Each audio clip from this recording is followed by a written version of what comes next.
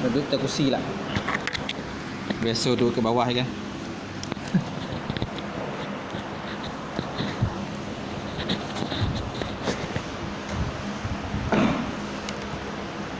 Boleh tuan Boleh.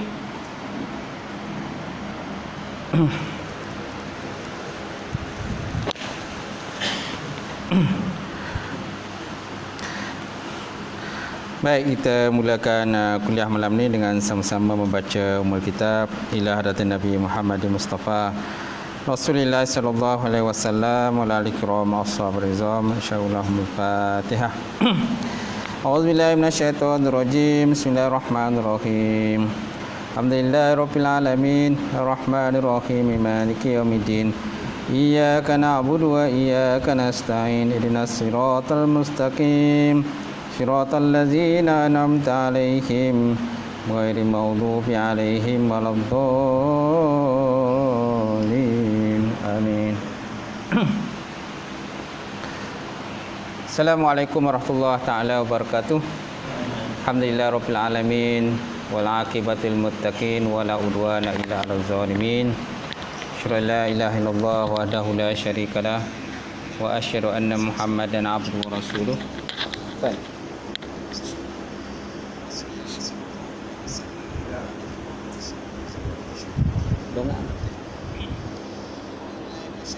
Dongak sikit. Dia dongakkan sikit. Tak. Gitu. Okey.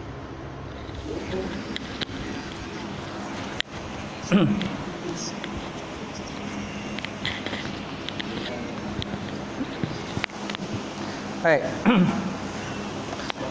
Alhamdulillahirabbil alamin wal 'aqibatul muttaqin wala udwana illa 'alal zalimin. Asyhadu an la ilaha illallah wahdahu la syarikalah wa asyhadu anna Muhammadan abduhu wa rasuluh.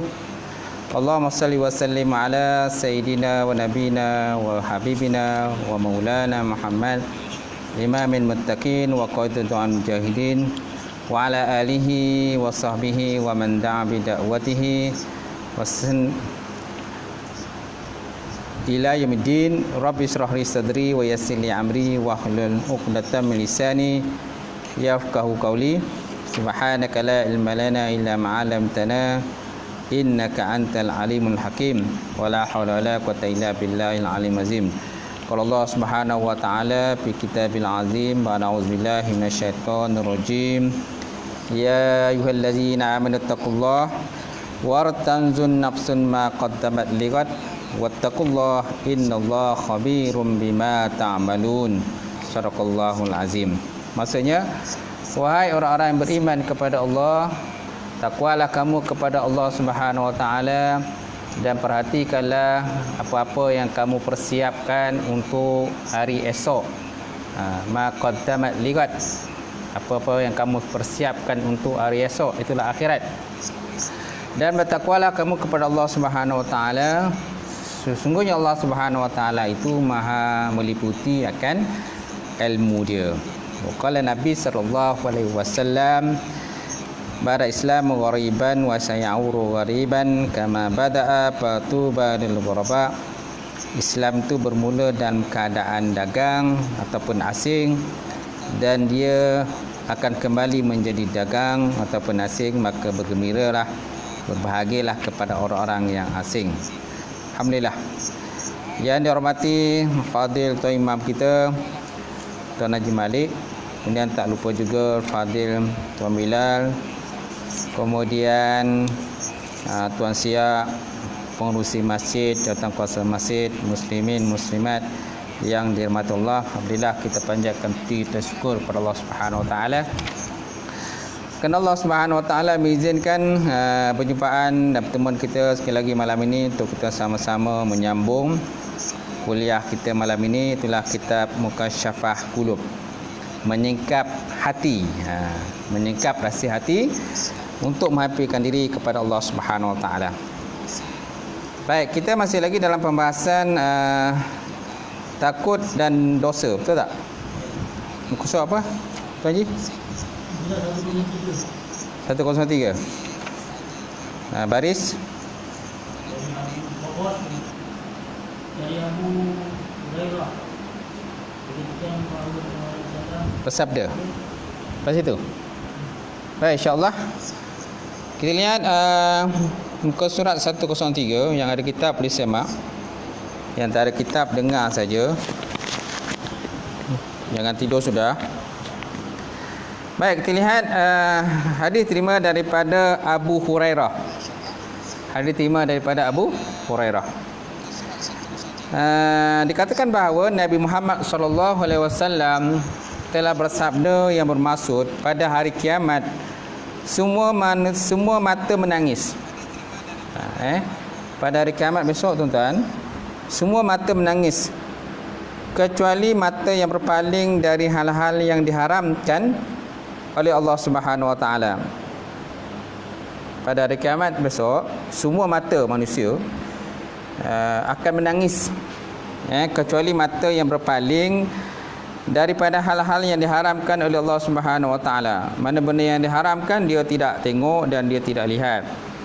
Kalau tertengok atau terlihat tu lainlah, terpandang. Tapi jangan terus fokus pandanglah. Alihlah pandangan kita kepada tempat yang lain. Okey. Kemudian mata yang terjaga di jalan Allah.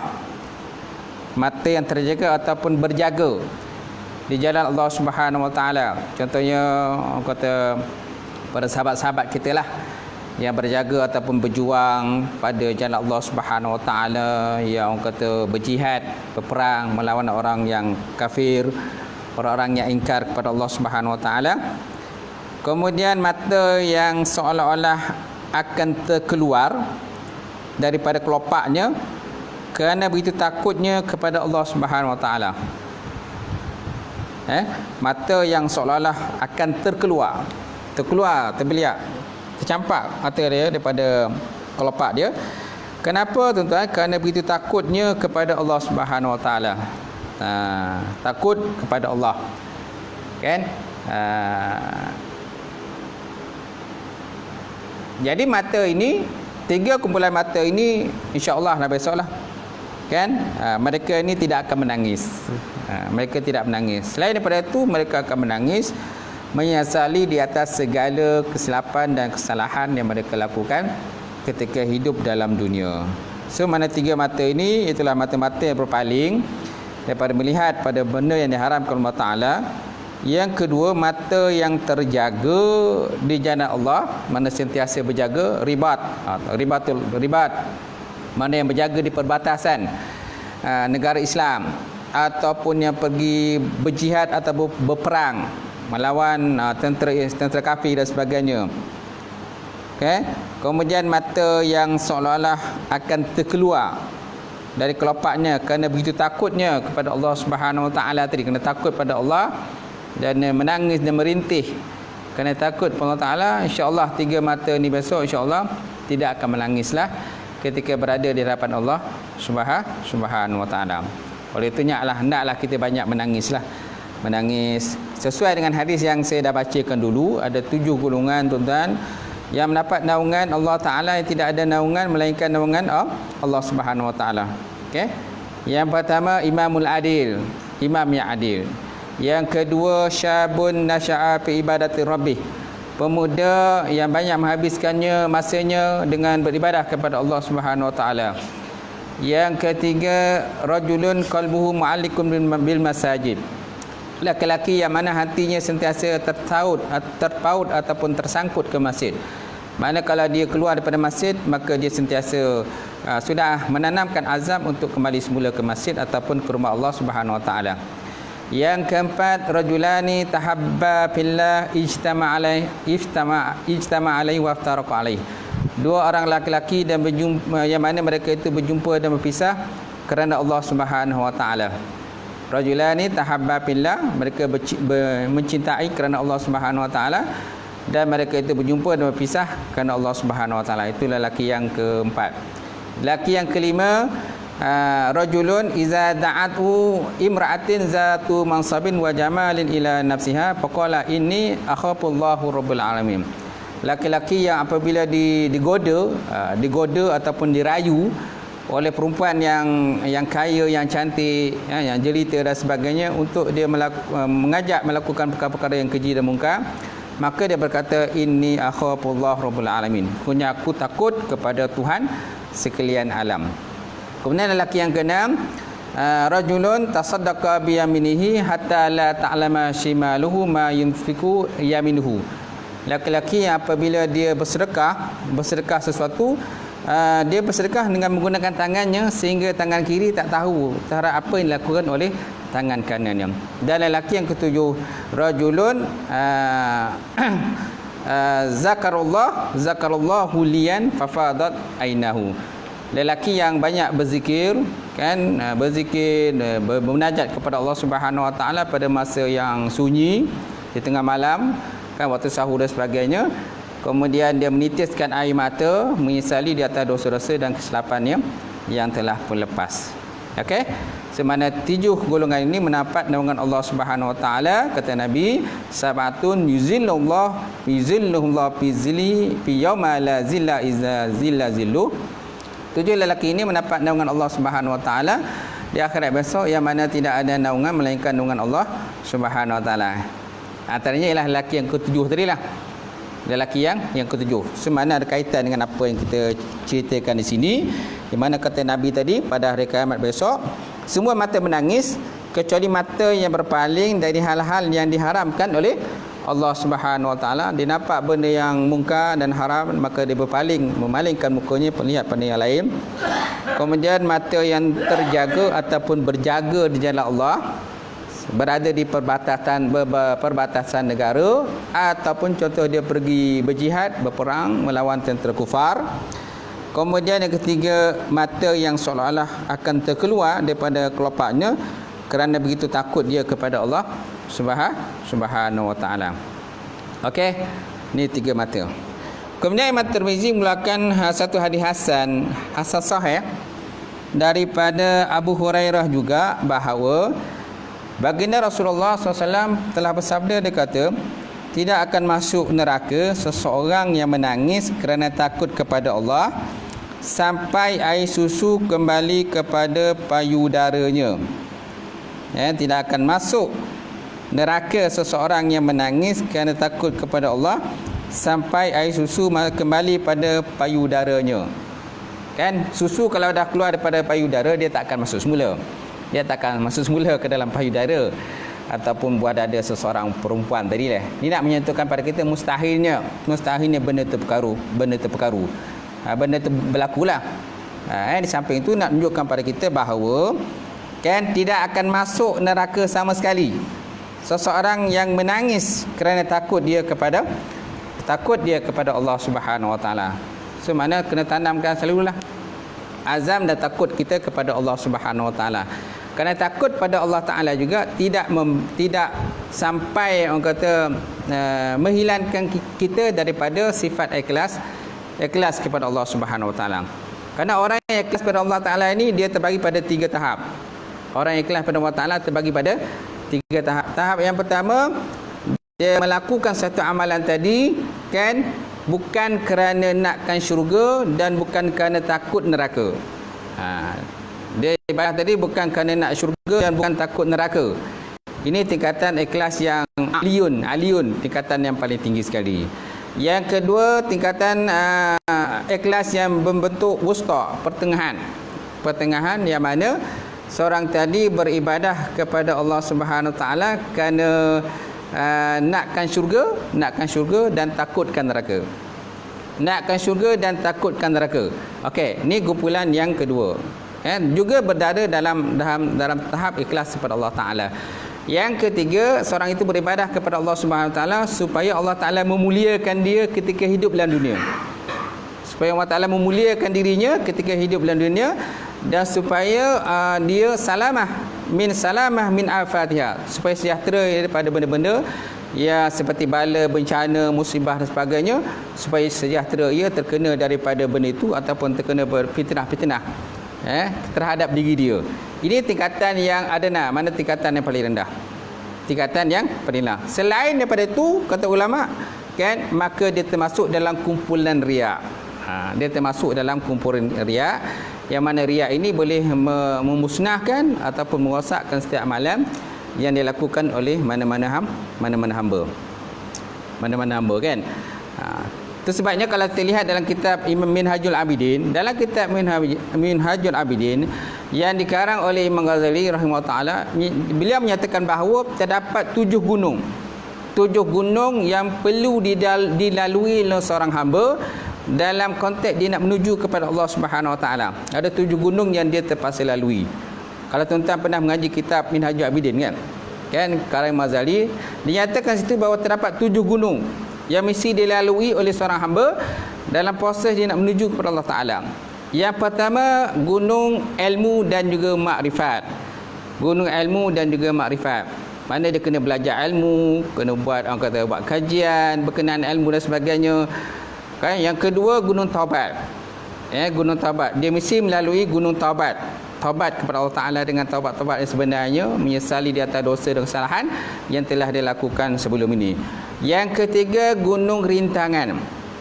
Kan, bila dia nak menuju kepada Allah Taala, dia terpaksa melalui berbagai rintangan. Contohnya dunia, contohnya syaitan, hawa nafsu, kan, wanita dan sebagainya. Ini antara benda yang mesti dilalui orang-orang dalam menuju kepada Allah Subhanahu Wa Taala. Yang keempat, gunung halangan. Tadi rintangan, lepas tu halangan. Halangan, benda-benda yang boleh menyebabkan dia rasa, kan, terhalang dalam menuju kepada Allah Subhanahu Wa Taala, maka dia perlu lalui tadi. Kemudian gunung, orang kata, bawais. Gunung bawais ni gunung harap dan takut kepada Allah. Bila dalam menuju kepada Allah Taala mesti ada harap dan juga takut kepada Allah Taala, baru dia boleh melepasi daripada tahap-tahap itu. Kemudian yang keempat, yang kelima, pertama tadi gunung apa? Gunung ilmu dan juga makrifat. Yang kedua, gunung taubat. Yang ketiga, gunung halangan. Yang keempat, gunung rintangan. Yang kelima, gunung raja wal khauf, raja harap dan juga takut kepada Allah Taala.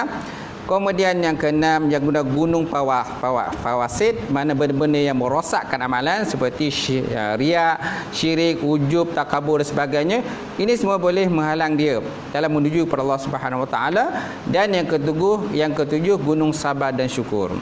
Gunung sabar dan syukur. Mana ada 7 kata gunung ataupun pendakian yang disebut Imam Ghazali dalam kitab Minhajul Abidin, yang perlu dilalui oleh seorang tadi dalam proses dia nak menuju kepada Allah Subhanahu Wa Taala. Tuan, ada tak kita lalui itu semua? Kalau ada, mana kita insya-Allah melepasilah benda tadi. Baik, kemudian kita sambung semula tadi. Okey, tidak akan masuk neraka seseorang yang menangis kerana takut kepada Allah Taala sampai air susu kembali kepada payudaranya. Kenapa? Ni nak nyata pada kita tentang mustahil. Ni termasuk dalam ayat-ayat balaghah juga ni. Balaghah, kan? Kenapa? Kerana mustahil susu yang telah pun keluar daripada seorang wanita tadi boleh masuk ke dalam buah dada semula.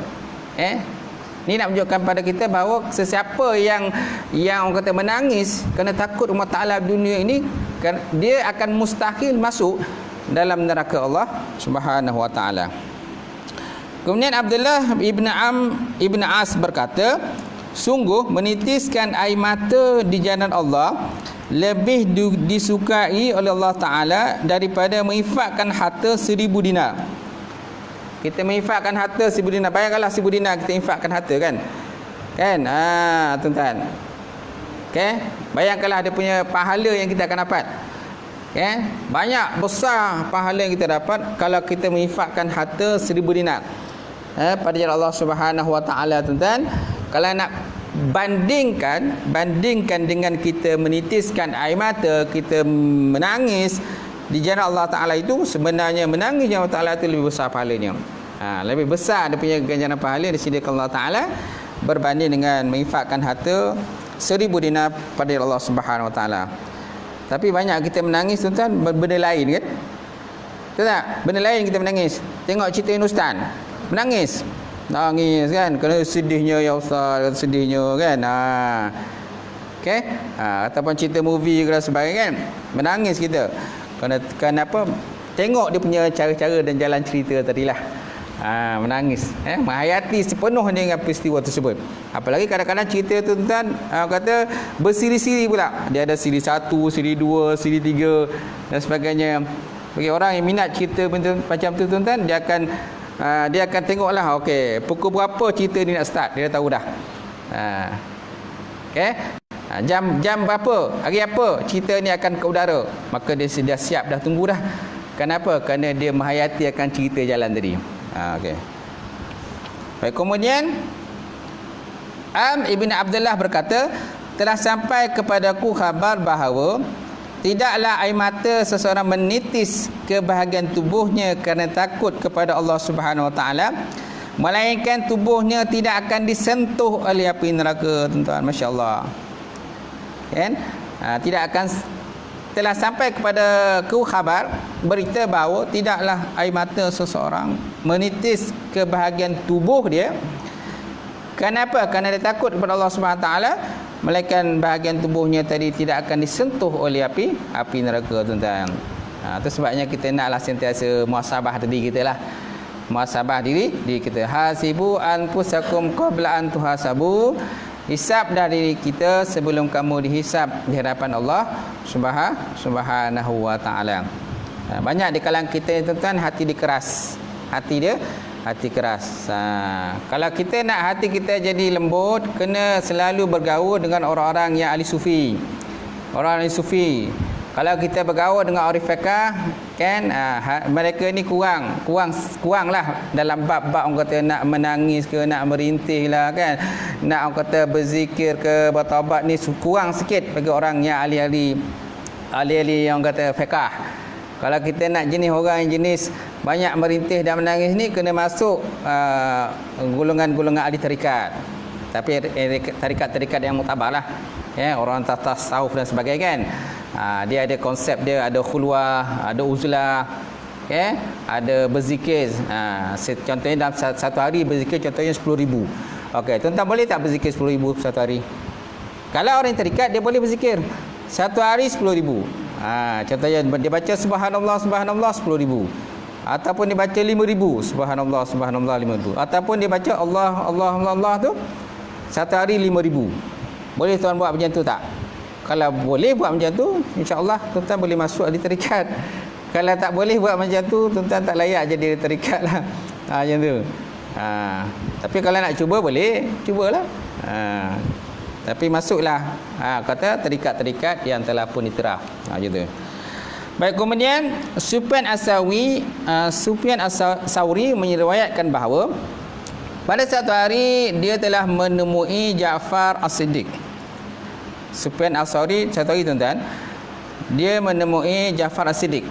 Okey, dia memohon kepadanya, dia kata, wahai cucu Rasulullah, berikan aku nasihat. Kan, apa kata dia? Sufyan dia kata, tak ada harga diri bagi pendusta, tidak ada ketenangan bagi penghasut, tidak ada persaudaraan bagi orang yang gelisah, tidak ada ketinggian bagi orang yang akhlak buruk. Kata Ja'far Siddiq. Kemudian awak Sufyan kata lagi pada Ja'far Siddiq, dia kata, wahai cucu Rasulullah, zidhu, mana tambahkan lagi, berikan aku dengan sihat lagi, wahai Ja'far Siddiq. Maka Ja'far Siddiq kata, Sufyan, dia kata, mana Sufyan ni? Sufyan As-Sauri lah. Sufyan As-Sauri ni dia termasuk kumpulan orang ahli tasawuf ni. Dia kata, jagalah dirimu daripada segala yang diharamkan oleh Allah Subhanahu Wa Taala. Nescaya engkau menjadi seorang ahli ibadah. Redalah apa yang Allah Ta'ala kurniakan kepadamu. Nescaya engkau benar-benar menjadi seorang yang muslim. Dan bergaullah dengan orang lain menurut apa yang kau suka. Kalau mereka bergaul denganmu, nescaya engkau benar-benar menjadi seorang yang mukmin. Janganlah engkau bersahabat dengan orang penderhaka, kerana dia akan mengajarimu menjadi derhaka. Jangan kita bergaul dengan orang-orang ahli maksiat, orang derhaka ni, Kerana dia akan mengajar kita menjadi orang derhaka juga. Seseorang dilihat daripada sikapnya terhadap hutang kekasihnya. Dia macam hutang lah. Seorang itu lihat daripada sikap terhadap hutang kekasihnya. Mana dalam konsep dia bergaul dengan seorang tadi, dia tengok macam mana dia bergaul dengan orang tadi. Kalau dia bergaul dengan ahli maksiat, maka dia ahli maksiat. Kalau dia bergaul dengan orang yang lalai, suka lalai daripada Allah Ta'ala, maka dia jadi orang lalai. Jadi pandanglah sesiapa saja yang takut kepada Allah, orang yang bersahabat dan bermusyawarah dalam urusanmu. Orang yang bersahabat dan bermusyawarah dalam urusanmu. Okey, ini pesanan daripada siapa tuan-tuan? Ja'far As-Siddiq kepada Sufyan As-Tsauri. Kemudian Sufyan As-Tsauri kata, zidhu, tambahkan lagi. Wahai Rasulullah, tambahkan lagi nasihat untuk aku. Maka dia kata, Sufyan, siapa yang mengenaki kemuliaan tanpa kaum kerabat dan menginginkan ketakutan tanpa kekuasaan, naklah dia keluar dari hinanya kemaksiatan kepada Allah menuju ketaatan kepadanya Allah. Sufyan dia kata, siapa yang mengenaki kemuliaan tanpa kaum kerabat, tanpa ikatan dengan kaum kerabat, dia nak kemuliaan tapi tak ada ikatan dengan kaum kerabat, dan menginginkan ketakutan tanpa ada kekuasaan. Dia nakkan ketakutan tetapi dalam sesama dia tanpa kekuasaan. So naklah dia keluar daripada hinanya kemaksiatan kepada Allah Ta'ala menuju ketaatan kepada Allah Subhanahu Wa Ta'ala. So mana dia kena keluarlah. So kalau dia nak menjadi orang yang baik, nak bagus, so mana dia kena keluarlah. Jangan dia terus kekal dalam dosa dan juga maksiat kepada Allah Subhanahu Wa Ta'ala. Kemudian dia kata lagi, wahai cucu Rasulullah, tambahkan lagi.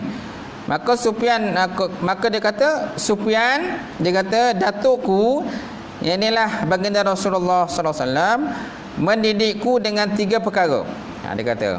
Dia kata Sufyan, dia kata kan, datukku itulah Nabi Muhammad sallallahu alaihi wasallam telah mendidikku dengan 3 perkara.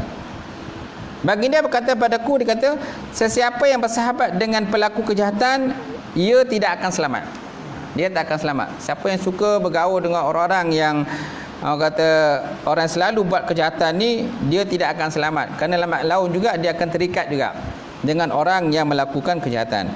Sesiapa yang masuk ke tempat kejahatan, ia akan dituduh melakukan kejahatan itu. Walaupun dia tak lakukan, tetapi dia dituduh melakukan kejahatan tadi. Sebab apa? Orang nampak dia masuk dalam kawasan tersebut. Okey. Dan sesiapa yang tidak menguasai lidahnya, ia akan menyesal.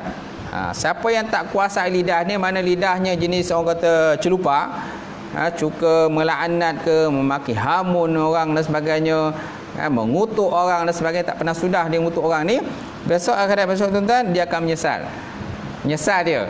Kenapa? Kerana banyak dosa dan kesalahan yang lakukan. Samalah seperti kata Nabi itu orang muflis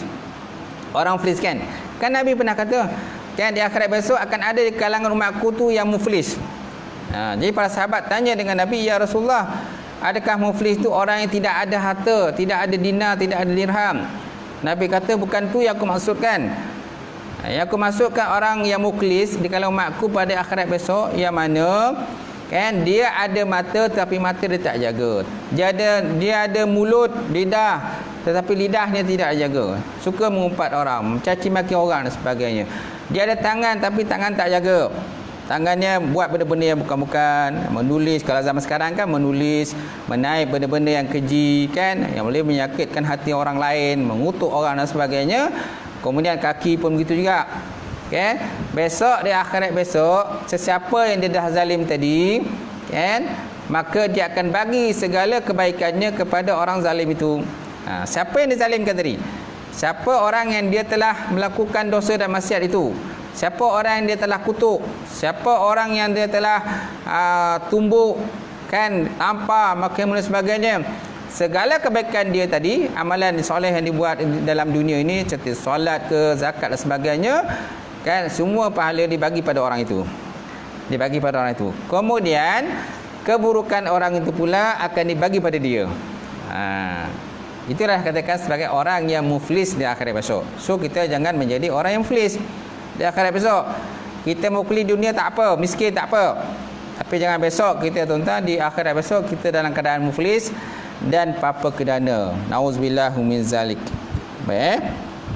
So maknanya kata Sufyan, dia kata, datukku Nabi Muhammad sallallahu alaihi wasallam mendidikku dengan 3 perkara.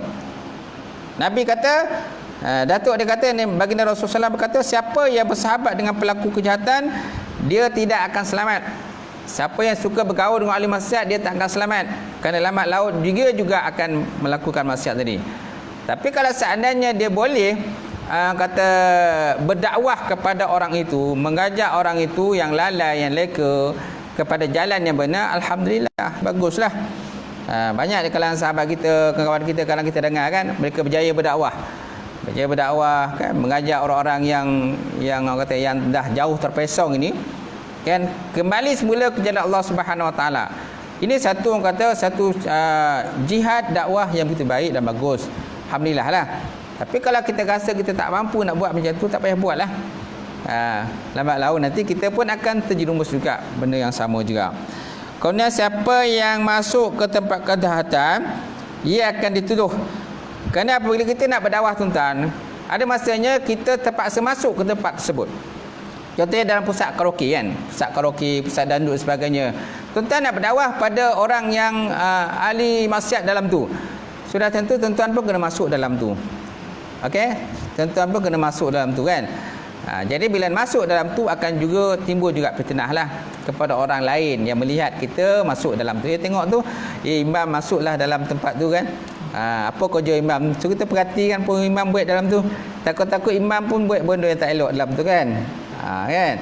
Jadi akan timbul fitnah lah dalam tu. Benda nanti.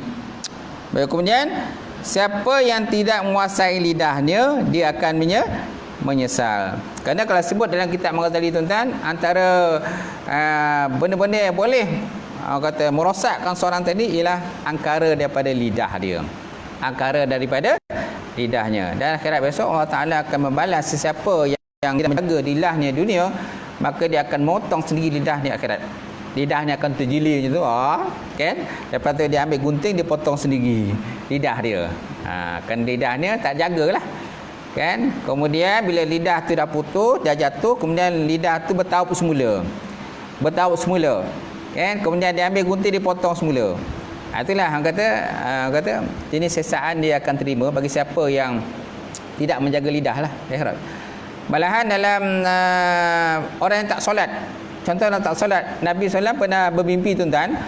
Dalam mimpi itu dia baginda SAW melihat ada seorang lelaki yang mana dia termasuk dalam kumpulan neraka, lelaki itu kan, di mana lelaki tadi dia mengambil batu yang besar kemudian dihimpapkan ke atas kepala dia.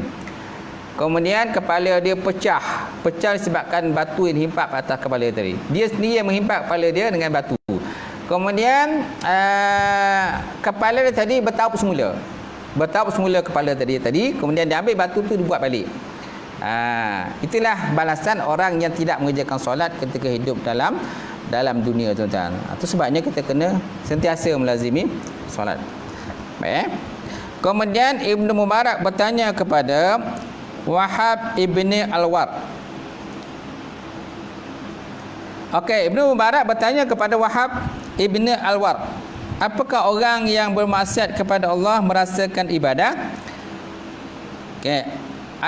Apakah orang yang melakukan maksiat kepada Allah merasakan ibadah? Jawapannya tidak.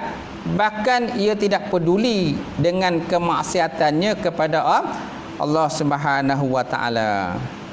Okay, orang yang melakukan maksiat kepada Allah Taala, dia tidak akan merasakan ibadah ataupun dia tak merasakan kemanisan setiap ibadah yang dilakukan, kerana hatinya sedang lalai kepada Allah Taala. Kalau dia solat pun tuan-tuan, hati dia badan dalam solat tetapi hatinya tidak dalam solat.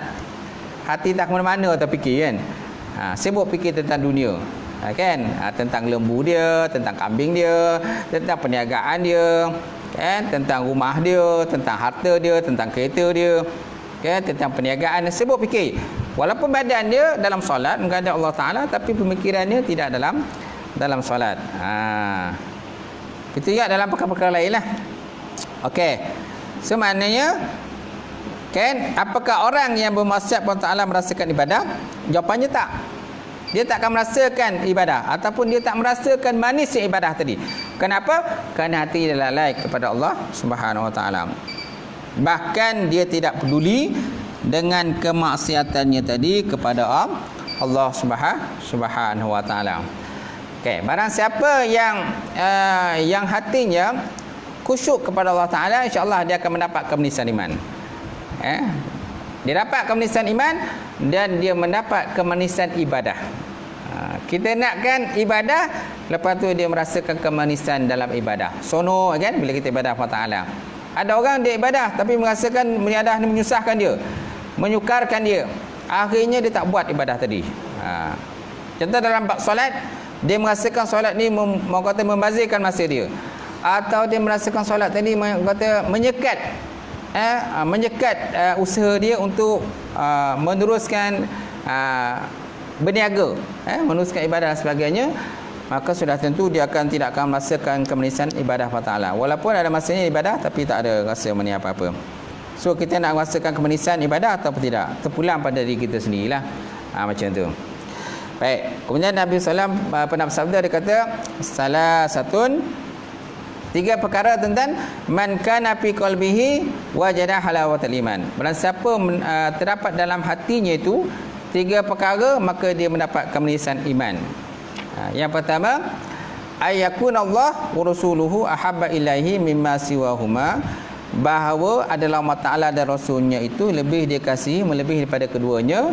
Yang kedua, ayuhibbal mar'ah la yuhibbuhu illa lillah.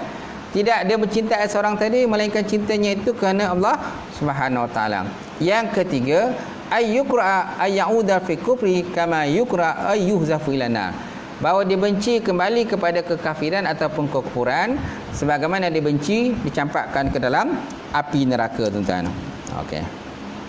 Kemudian Imam Abu Farash Ibnu Az-Jauzi berkata, takut akan dosa itu adalah api yang membakar syahwat. Takut akan dosa itu adalah api yang membakar akan syahwat atau nafsu lah. Keutamaannya adalah menurut kadar terbakarnya syahwat, kadar jauhnya daripada kemaksiatan, dan kadar terdorongnya akan melakukan ketaatan. Bagaimana ketakutan tidak menjadi keutamaan, sementara dengannya diperoleh kesucian diri, kewarakan, ketakwaan, kesungguhan dan amalan-amalan utama yang dapat mendekatkan dirinya kepada Allah Subhanahu Wa Taala. So kalau seandainya kita nak kan sesuatu benda tadi boleh membakar akan syahwat kita ataupun boleh memusnahkan syahwat kita, keinginan kita, maka kita kena banyak takut kepada Allah Subhanahu Wa Taala. Kalau sebut dalam kitab lain pula kan, orang yang takut pada Allah Taala tadi samalah seperti orang yang berjalan di tempat yang penuh duri ataupun banyak duri. Apabila kita berjalan pada tempat yang penuh duri ataupun dipenuhi dengan duri, yang ada duri, sudah tentu kita akan berjalan secara berhati-hati. Berhati-hati. Kenapa? Kerana kita takut nanti kemungkinan besar duri tadi akan mengkait kaki kita. Malahan ada sebuah tempat tu kadang-kadang tuan-tuan, duri itu lagi tinggi daripada kita lagi. Duri lagi tinggi daripada kita. Kalau kita masuk dalam tempat yang penuh duri, apakah perasaan kita, tuan-tuan? Kan kita akan sentiasa berhati-hatilah. Takut nanti kita akan terkait duri. Sebab ada duri-duri yang kata macam tajam kan, tajam duri. Pokok yang penuh duri yang tinggi tu apa namanya? Kalau kita masuk dalam semak belukar tu, dia duri tinggi, panjang kan dia punya tu, batang tu. Okey, kalau kita masuk dalam kawasan tu, kan sikit sebanyak kemungkinan kita akan terkait. Kena pada kaki kita, kena pada tangan kita dan sebagainya, kena pada baju kita dan sebagainya.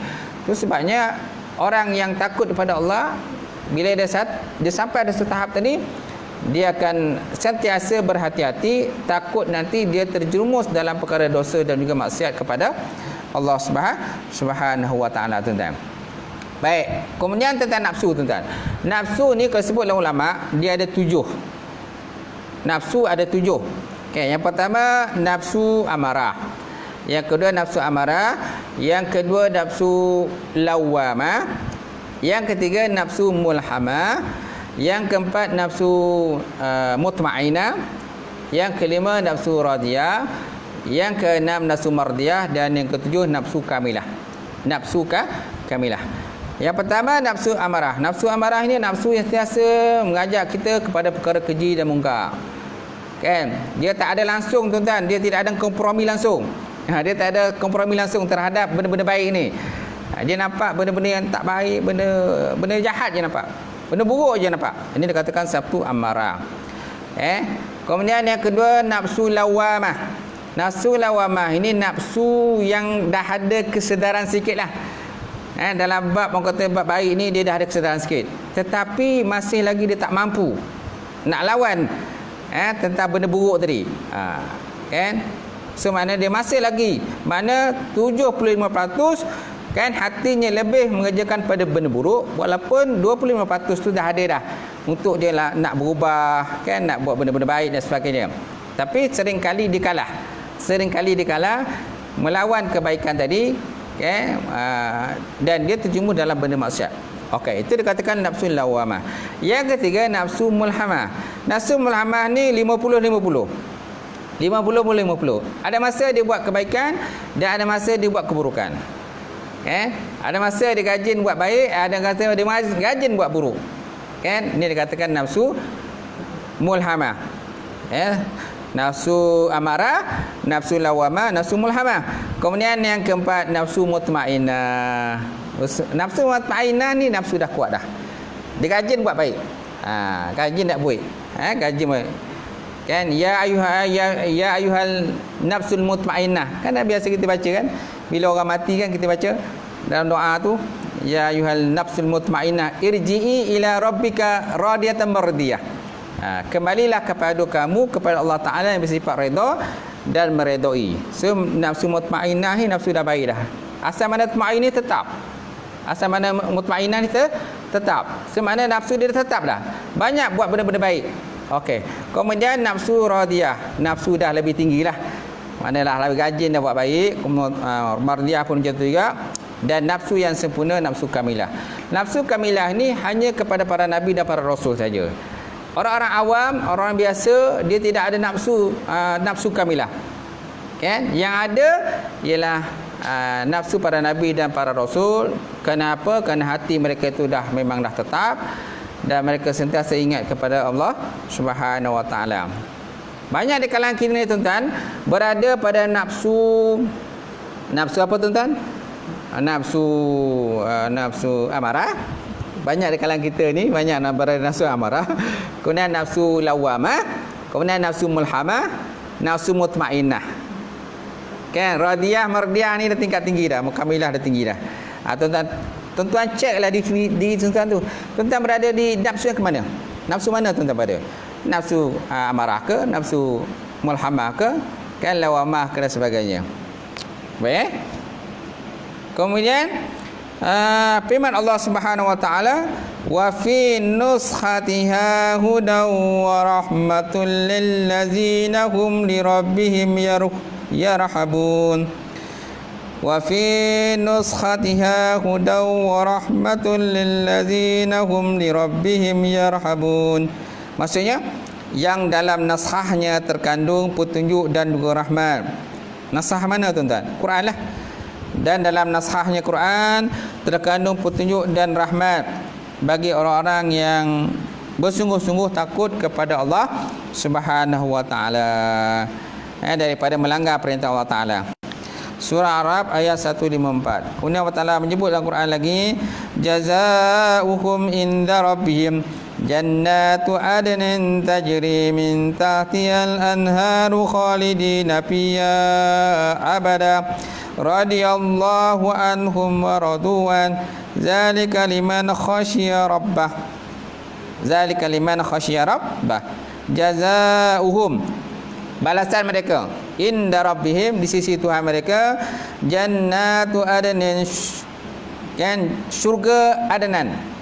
Syurga adnan tajri min tahtiha, yang mengalirlah di bawahnya itu anha, sungai-sungai, khalidina fiha abada, kekalan mereka itu semuanya berada dalam syurga tadi. Radiyallahu anhum wa radwan, Allah Ta'ala meredha mereka dan mereka redha kepada Allah Ta'ala.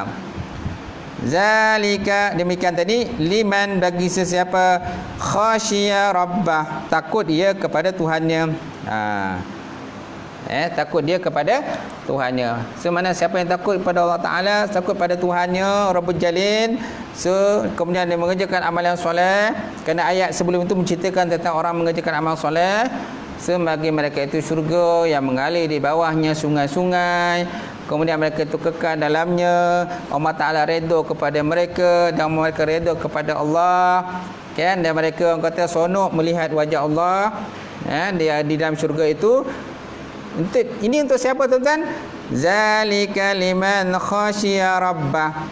Ini ataupun itu bagi orang-orang yang takut ia kepada Tuhan dia. Kalau kita takut pada Allah, takut kepada Tuhan kita Rabbul Jalil, inilah dia balasan yang akan kita terimalah, syurga yang mengalir di bawahnya sungai-sungai. Baik. Kemudian Allah Ta'ala menyebut dalam ayat yang lain pula, innama zalikumus syaitan yukhawwifu awliya'ah fala takhafuhum wa khafuni in kuntum mu'minin. Innama, hanya saja zalikumus syaitan, kan? Hanya saja sesungguhnya pembawa berita demikian tadi ialah syaitan yang bertujuan untuk menakut-nakutkan kamu terhadap pengikutnya kaum kafir musyrikin. Oleh itu, janganlah kamu takut kepada mereka, tetapi takutlah kamu kepadaku. Fala takhafuhum wa khafuni, maka janganlah kamu takut kepada mereka, tapi takutlah kepadaku, kata Allah Ta'ala, in kuntum mu'minin, jikalau kamu termasuk di kalangan pula orang yang beriman kepada Allah Subhanahu wa Ta'ala. Baik, tu tadi surah Ali Imran ayat 175. Kemudian ayat seterusnya, waliman khafa maqama rabbi jannatan, waliman khafa maqama rabbih jannatan, dan bagi orang yang takut akan keadaan dirinya di mahkamah Tuhannya untuk dihitung segala amalan mereka itu, dia sediakan baginya 2 syurga. Jannatan, dibagi 2-nya syurga. Disediakan bagi dia 2 syurga. 2 syurga, tuan-tuan, dia dapat. Surah Ar-Rahman ayat 46. Kemudian Allah Ta'ala sebut dalam Quran, sayazzakaru man yakhsha, sayazzakaru man yakhsha. Kerana orang-orang yang takut melanggar perintah Allah akan menerima peringatan itu. So siapa yang takut kepada Allah, dia akan menerima peringatan Allah Subhanahu wa Ta'ala. Maksudnya dia akan takut melanggar perintah Allah Subhanahu wa Ta'ala. Kemudian ayat yang lain pula, innama yakhsyallaha min ibadihil ulama, innama yakhsyallaha min ibadihil ulama, hanya saja orang yang takut kepada Allah di kalangan hamba-Nya itulah ulama. Ulama adalah orang yang paling takut kepada Allah Ta'ala. Tapi ulama yang beramal akan ilmunya.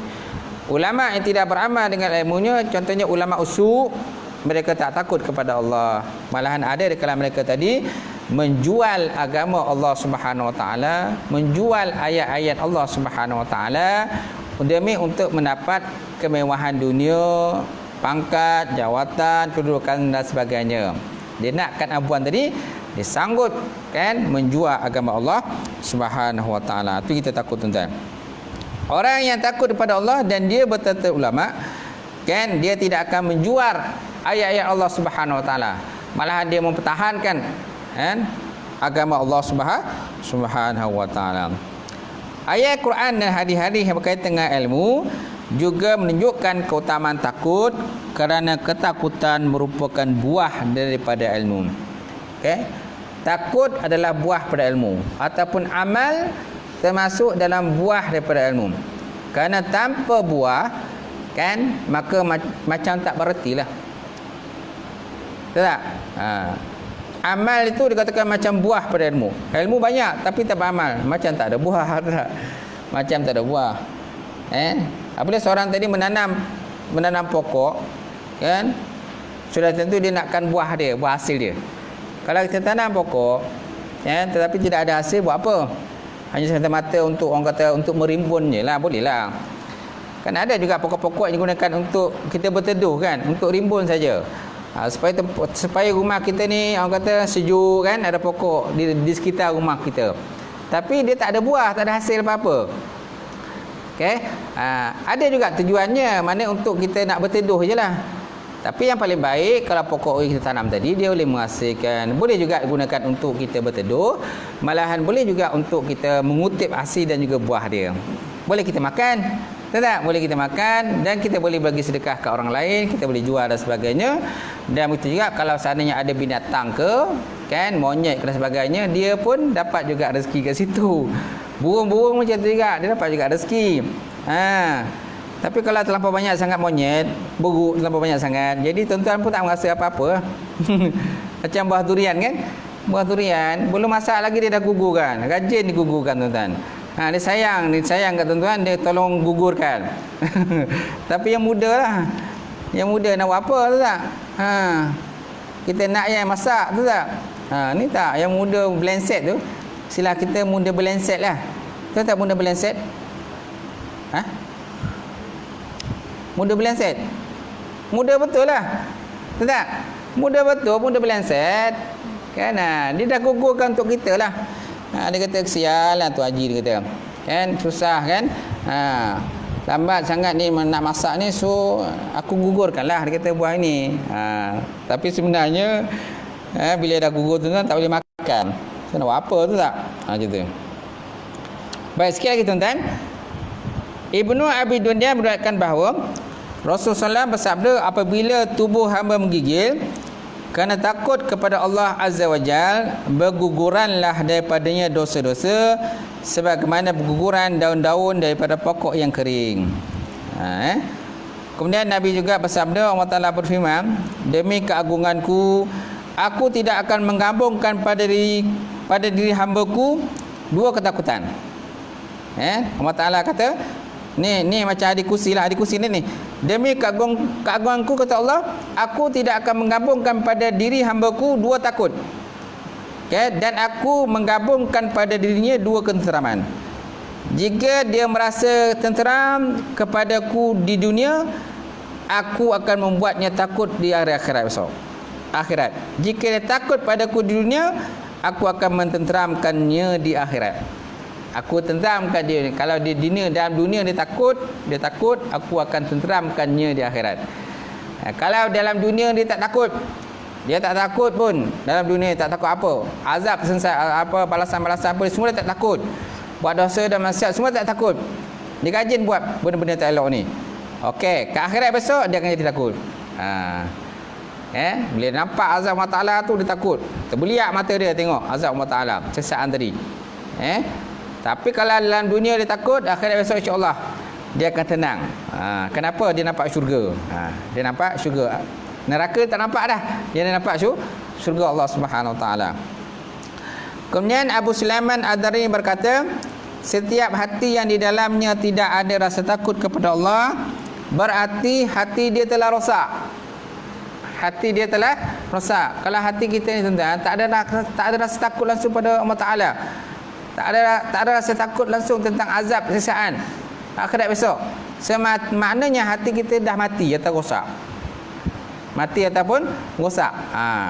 So kita nak hati kita ni baik ataupun rosak. Sudah tentu kita nak hati kita baik.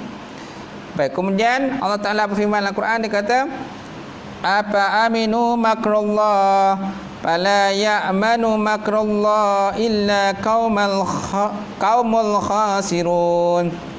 Apa aminu makrullah, kan, patutkah mereka bersukaria sehingga mereka merasa aman,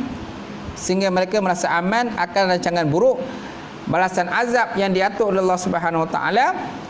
Kerana sebenarnya tidak ada yang merasa aman daripada rancangan buruk, balasan azab yang diatur oleh Allah Subhanahu Wa Taala, melainkan orang-orang yang rugi kepada Allah.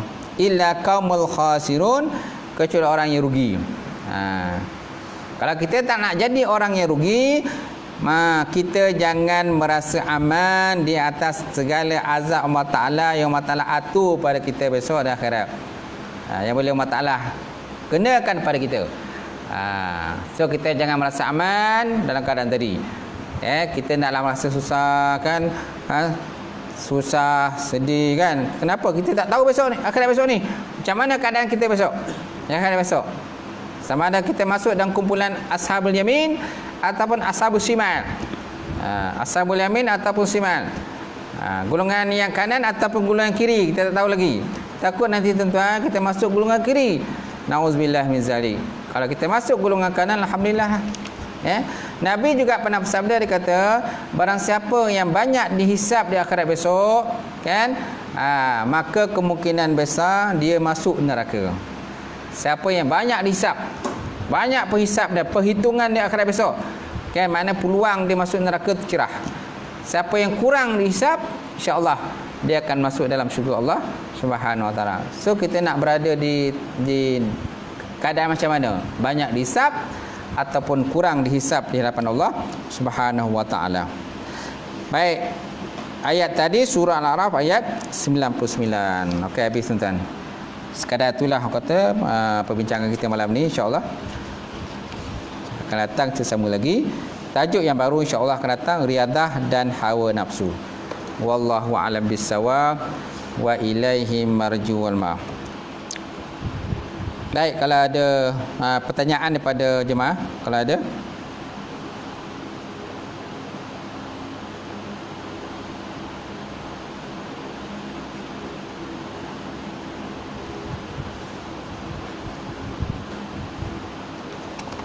Ada tak? Tak ada Kalau tuan-tuan pergi mana-mana, ke kedai buku atau kitab, tuan beli ni kitab ni. Mutiara Minhajul Abidin. Mutiara Minhajul Abidin. Ni ringkasan daripada kitab Minhajul Abidin. Yang tebal jugalah kitab tu, kitab Arab. Okey. Saya pun ada terjemahan dia kitab Arab tu, tebal juga. Ini ringkasan dia. Mana ada 7 bukit ataupun pendakian yang mesti dilalui oleh orang-orang yang dalam menuju kepada Allah Taala. Okey. Dia ringkasanlah. Dia ada berapa gunung tu? Gunung ilmu dan marifat, kemudian gunung taubat, gunung halangan-halangan, gunung rintangan-rintangan, gunung bawais ataupun pendorong, takut dan harap. Kemudian ada gunung kawadih, gunung-gunung perosak. Kemudian ada gunung syukur dan puji. Okey, ada 7 gunung. Ni ringkasan dia. Okey, insya-Allah akan datang, mungkin kalau diizinkan tuan lah habis kitab Mukasyafah Qulub tuan, kita baca kitab Minhajul Abidin lah. Paling elok kan? Minhajul Abidin. Boleh? Kalau habis lah besok kitab ni, kalau tak habis macam mana Ustaz? Banyak lagi. Dia kejap itu.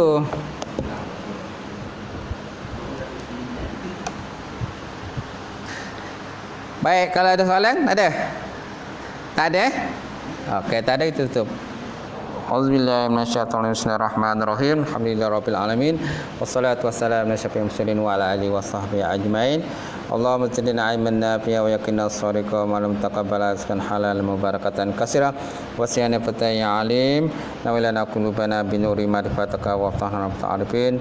Allahumma faqina fid din, Allahumma faqina fid din, Allahumma jama'na hadza jama'al marhuma wa tafarraqna min ba'di tafarruqan ma'suma. Rabbana iftah bainana wa baina qaumina bil haqq wa anta khairul fatihin.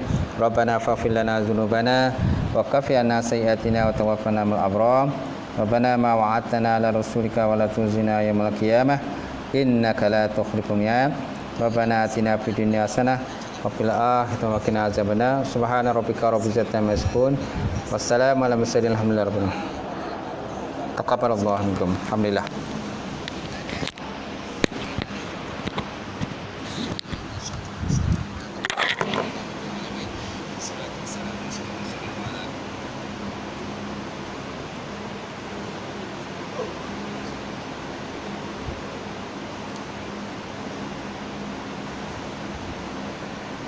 Thank you.